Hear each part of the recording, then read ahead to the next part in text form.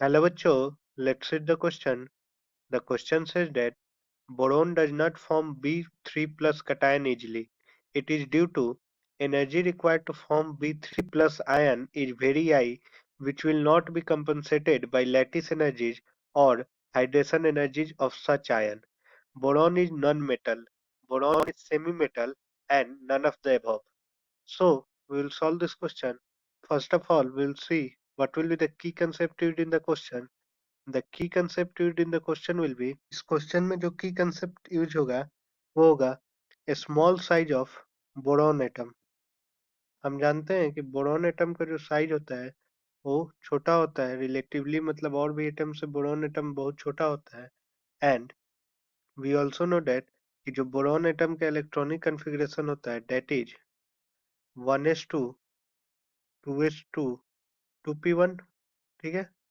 तो अब देखिए, अब हम बोरॉन एटम जैसे है हमारे पास, तो इससे हम अगर एक इलेक्ट्रॉन रिमूव करना चाहे तो ये क्या, फिर इसका जो इलेक्ट्रॉनिक कॉन्फ़िगरेशन होगा, ये माइनस इलेक्ट्रॉन 1 इलेक्ट्रॉन कर दिए, तो इसका जो इलेक्ट्रॉनिक कॉन्फ़िगरेशन होगा that will be 1s2 2s2.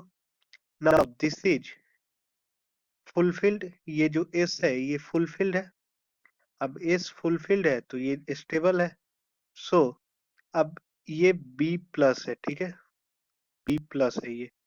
अब B प्लस से B+2 बनाने के लिए हमें एक और इलेक्ट्रॉन रिमूव करना पड़ेगा, मतलब 1s2 2s1 बनाने के लिए इसमें जो एनर्जी लगेगा, high energy is required.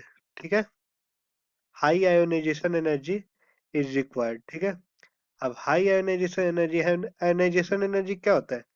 Ionisation energy ये वो एनर्जी होता है जो कि एक इलेक्ट्रॉन को रिमूव करने के लिए लगे. ठीक है.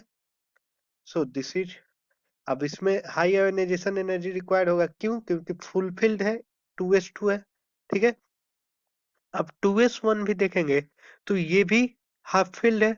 अब हम जानते हैं कि फुलफिल्ड और हाफ फिल्ड वो ज्यादा स्टेबल होते हैं, तो इससे भी रिमूव करने के लिए ये मतलब ये B+2 बना. अब B+2 से B+3 बनाने के लिए इसमें भी बहुत ज्यादा एनर्जी लगेगा.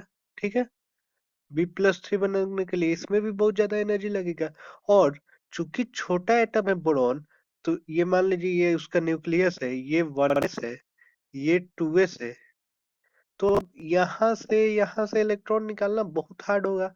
So the energy required will be so high to form B3 plus ion, which will not be compensated by lattice energies or hydration energies of such ion. So ये कारण होगा. अब देखिए, बोरॉन इज नॉन मेटल, तो ये ठीक है, लेकिन नॉन मेटल होने के कारण वो प्लस कटायन नहीं बनाएगा, ऐसा कोई बात नहीं. चूंकि ये एनर्जी बहुत ज्यादा है, इसलिए ये ऑप्शन ज्यादा सही होगा. Third is boron is semi metal. नहीं, ये गलत बात है. सेमी मेटल होने से भी कोई प्रॉब्लम नहीं है हमें. And none of the above. So सारे ऑप्शन देखने के बाद the correct option will be option A. I hope you all understand it well. Best of luck.